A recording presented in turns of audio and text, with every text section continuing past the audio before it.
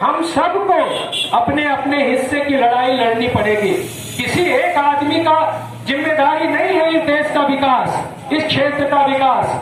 हम सबको लड़ना होगा, सभी को नजर दौड़ानी होगी, वरना तो देखिए सभी लोग हैं अंधी दौड़ में दौड़े जा रहे हैं। हमको देखना होगा कि हम क्या कर सकते हैं।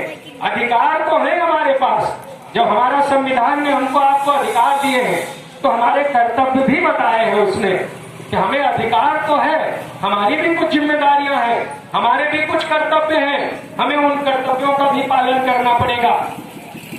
जो समस्याएं हैं उससे अगर हमारा डायरेक्ट सरोकार नहीं है, प्राइमरी स्कूल में अगर पढ़ाई नहीं होती और हमारे बच्चे प्राइमरी स्कूल में नहीं पढ़ते तो हम सोचते हैं हमारे बच्चे तो नहीं पढ़ते, वहां पढ़ाई हो या ना हो।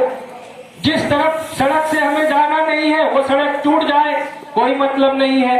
तो ये छोटी छोटी बातों को जब हम ध्यान देंगे, उनके लिए संघर्ष करेंगे, उनके लिए संबंधित जिम्मेदार लोगों को, चाहे वो ग्राम प्रधान हो, आंगनबाड़ी के लोग हों, डॉक्टर हों, टीचर हों, तहसील के कर्मचारी हों, इनके खिलाफ हमें खड़ा होना होगा। अगर ये अपने अधिकार, अपने लक्ष्य को नहीं पूरा कर रहे हैं, ये भ्रष्टाचार कर रहे हैं, ये गरीब जनता का काम नहीं कर रहे हैं, तो इनके लिए हमें लड़ना पड़ेगा। उसके लिए लड़ाई अकेले नहीं लड़ सकते आपको संगठित होना पड़ेगा।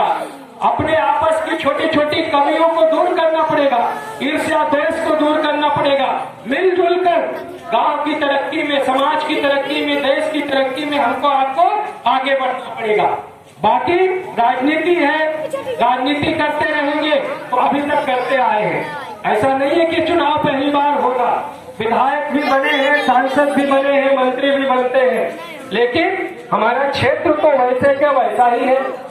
हम बचपन से छोटे से बड़े हो गए, लेकिन हमारे गांव की समस्याएं तो वैसी ही हैं। इसका कारण क्या है? यही कारण है कि हम राजनीति का शिकार होते आए हैं। हमें राजनीति का सही इस्तेमाल करना होगा, हमें राजनीति को एक हथियार बनाना होगा, उसे अपनी ताकत बनानी होगी।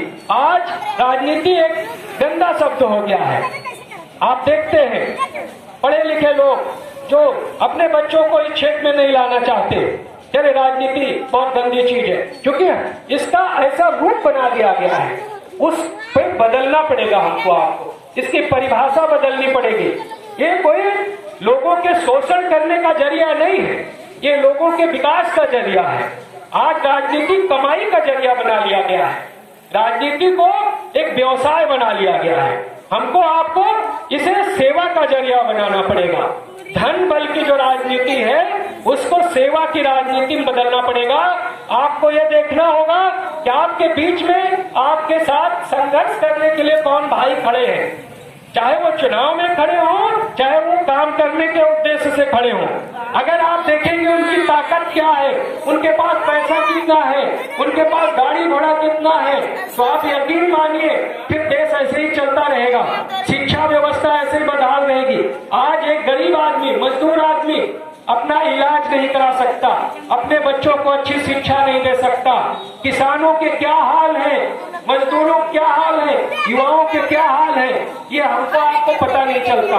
और आज जब से ऑनलाइन जमाना आ गया, तकनीकी का विकास हो गया, तो जब से हमारे पास ये मोबाइल आ गया तो हमारे युवाओं को बेरोजगारी का एहसास नहीं होता, क्योंकि डेटा मिल गया। हमको आपको जरूरत की आटा की, सरकार हमको आपको डेटा बेच रही है, और हमारे युवा मोबाइल में दिन रात, उन्हें पता भी नहीं चलता कि वो बेरोजगार है।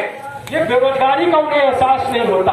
आज नौकरियां है नहीं, नौकरियां जो थी वो छीनी जा रही है। ये कोई किसी एक सरकार की बात नहीं है, जनरली सभी सरकारों में ऐसे काम आए, लेकिन आज की जो वर्तमान सरकार है, पीछे की जो सरकार है, इसकी समीक्षा खुद आपको करना पड़ेगा।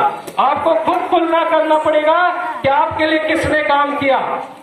इस फूलपुर लोकसभा, इस चुनाव विधानसभा में कितने सांसद, कितने विधायक बने होंगे, कितने बार चुनाव हुए हैं, लेकिन क्या क्षेत्र की स्थिति बदली है?